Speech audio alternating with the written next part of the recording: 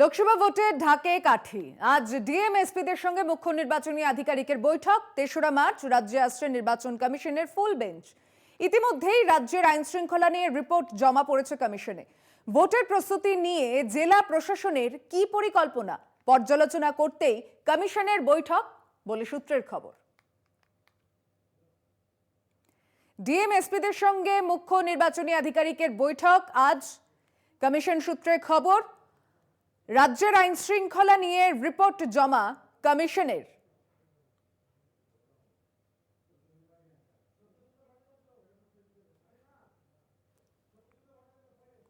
কথা বলবো, টেলিফোনে রয়েছেন প্রতিনিধি সত্য সুন্দর ভট্টাচার্য। সত্য, আজকে বৈঠক নিয়ে কি জানা যাচ্ছে? জেলা শাসক এবং পুলিশ সুপারদের সঙ্গে বৈঠক মুখ্য নির্বাচনী আধিকারিকের দপ্তরে।